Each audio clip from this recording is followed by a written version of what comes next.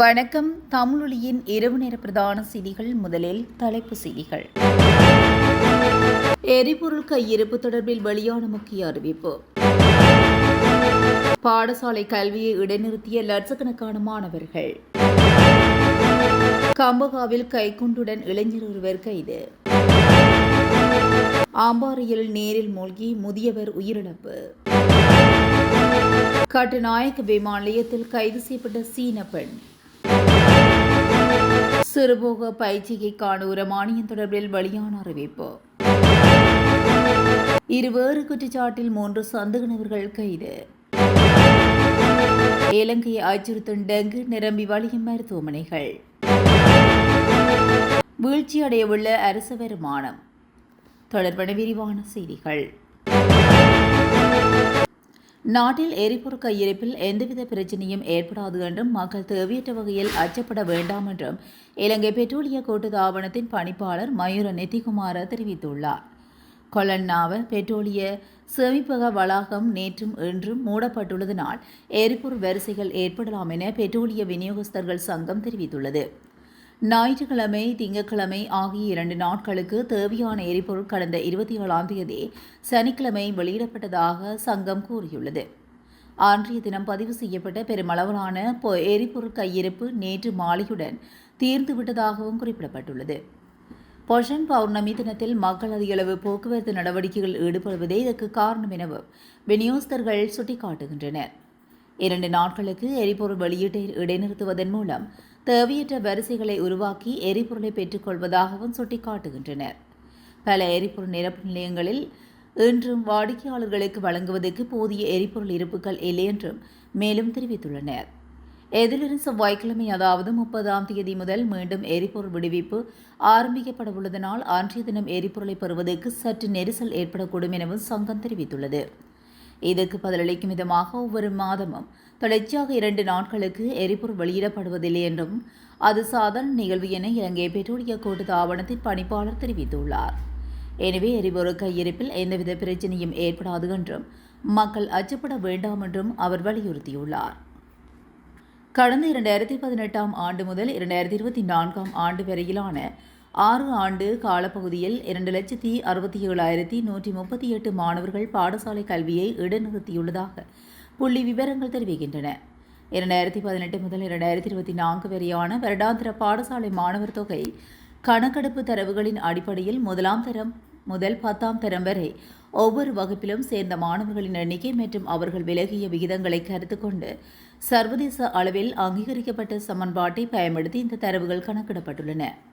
அதுக்கு அமைய பாடசாலை கல்வியை இடைநிறுத்திய மாணவர்களின் எண்ணிக்கை 2018இல் 38,839 ஆகவும் 2019இல் 41,503 ஆகவும் 2020இல் 32,540 ஆகவும் 2021இல் 25,492 ஆகவும் 2022இல் 52,596 ஆகவும் 2023இல் 50,345 ஆகவும் 2024இல் 25,823 ஆகவும் பதிவாகியுள்ளது.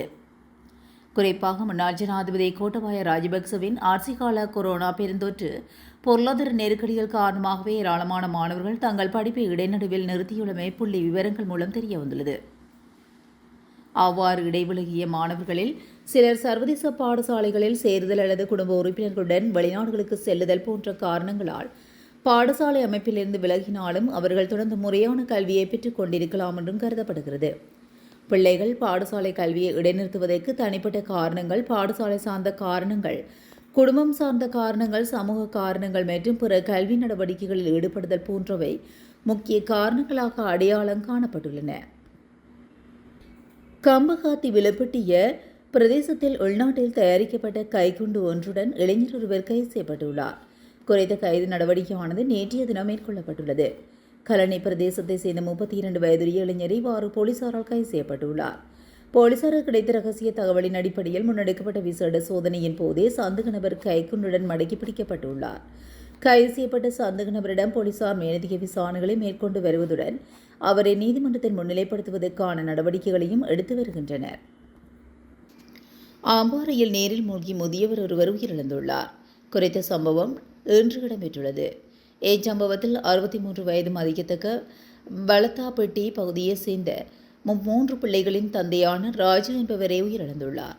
சம்பந்தரவில் மேலும் தெரிய வருகையில் அம்பாறை மாவட்டம் சமாந்துறை காவல் பிரிவுக்குட்பட்ட பழைய வளத்தாப்பட்டியில் முற்பகல் வேளையில் இச்சம்பவம் இடம்பெற்றுள்ளது.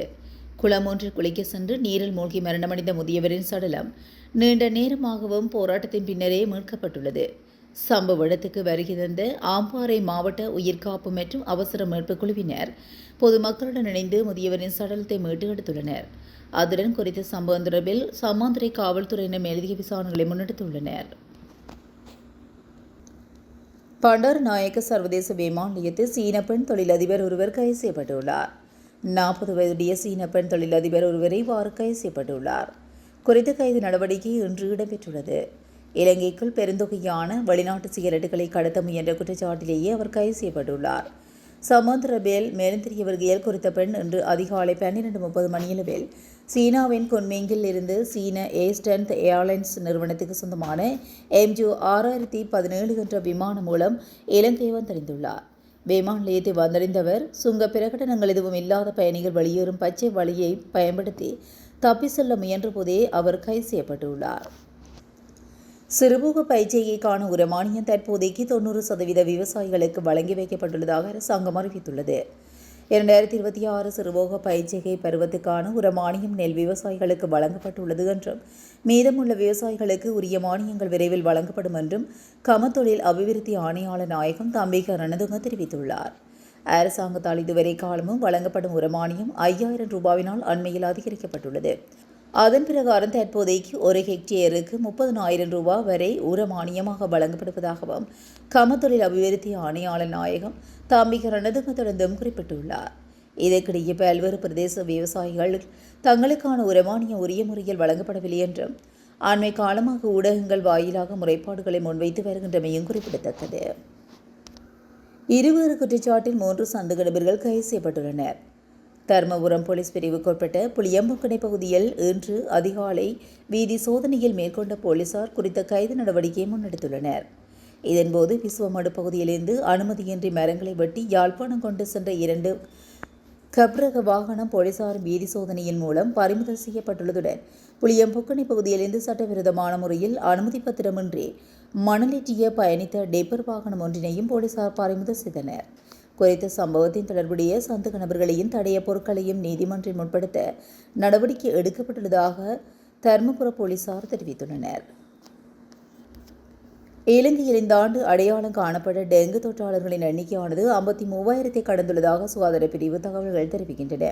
தேசிய டெங்கு கட்டுப்பாடு பிரிவின் தகவலின்படி இந்த ஜூன் மாதத்தில் மட்டும் 19,318 நோயாளிகள் பதிவாகியுள்ளனர். இதன் மூலமாக 2026 ஆண்டின் 25வது வாரம் வரை பதிவான மொத்த பாதிப்புகளின் எண்ணிக்கை 53,139 எட்டியுள்ளதுடன் டெங்கு நோய் தொற்றால் இதுவரை 31 பேர் உயிரிழந்துள்ளனர். ஆண்டின் முதல் 5 மாதங்களில் மாதாந்திர பாதிப்பு எண்ணிக்கையானது 10,000க்கும் குறைவாக இருந்த நிலையில் ஜூன் மாத புள்ளி விவரங்கள் பாதிப்பு எண்ணிக்கையில் கடுமையாக அதிகரிப்பை காட்டுவதாக அதிகாரிகள் குறிப்பிட்டுள்ளனர். 2025 ஆண்டுடன் ஒப்பிடுகையில் 2026 ஆண்டு இலங்கையின் ஒட்டுமொத்த அரசு வருமானம் குறையும் என நிதியமைச்சு தெரிவித்துள்ளது. 2027 ஆண்டுக்காக வெளியிடப்பட்ட நிதி மூலோபாய அறிக்கையின்படி மானியங்கள் உள்ளடங்கலாக ஒட்டுமொத்த அரசு வருமானம் 2025 ஆண்டில் மொத்த உள்நாட்டு உற்பத்தியில் 16.7% காணப்பட்டதுடன் அது 2026 ஆண்டில் 15.8% வரை வீழ்ச்சியடையும் என எதிர்வு கூறப்பட்டுள்ளது. 2025 ஆண்டில் வாகன இறக்குமதி மீண்டும் ஆரம்பிக்கப்பட்டதன் மூலம் ஒருமுறை மாத்திரம் கிடைக்கப்பெற்ற வரி வருமான அதிகரிப்பை தொடர்ந்து வருமான சேகரிப்பு சாதாரண நிலைக்கு திரும்பியமையே இந்த வீழ்ச்சிக்கு முக்கிய காரணம் என நிதி அமைச்சு குறிப்பிட்டுள்ளது. 2022 ஆண்டு பொருளாதார நெருக்கடி காலத்தின் அரசு வருமான மொத்த உள்நாட்டு உற்பத்தியில் 8.4% வரை வீழ்ச்சியடைந்திருந்ததுடன் அது உலகிலேயே மிக குறைந்த மட்டங்களில் ஒன்றாக அமைந்திருந்ததாகவும் அமைச்சு சுட்டிக்காட்டியுள்ளது. பின்னர் நடைமுறைப்படுத்தப்பட்ட வரி ஆளுமைக்கு கொள்கைகள் மற்றும் வருமான நிர்வாக சீர்திருத்தங்கள் காரணமாக வரி அடிப்படை விரிவடைந்துள்ளதுடன் வரி ஏய்ப்பு மற்றும் வரி இழப்புகளை குறைப்பதற்கான நடவடிக்கைகள் எடுக்கப்பட்டுள்ளதாக அதில் தெரிவிக்கப்பட்டுள்ளது. இருப்பினும் மத்திய கிழக்கின் புவிசார் அரசியல் சூழ்நிலைகள், உலகளாவிய வர்த்தகம் மற்றும் எரிசக்தி சந்தையில் ஏற்படக்கூடிய தடங்கல்கள் காரணமாக எதிர்காலத்தில் அரசு வருமான இலக்குகளை தக்க வைத்துக் கொள்வது சவாலாக அமையலாம் எனவும் நிதி அமைச்சு வலியுறுத்தியுள்ளது. இத்துடன் தமிழொலியின் இரவு நேர பிரதான செய்திகள் நிறைவடைகின்றன. தொடர்ந்தும் செய்திகளோடு இணைந்திருக்க தமிழொலி ஊடகத்துடன் இணைந்திருங்கள். நன்றி, வணக்கம்.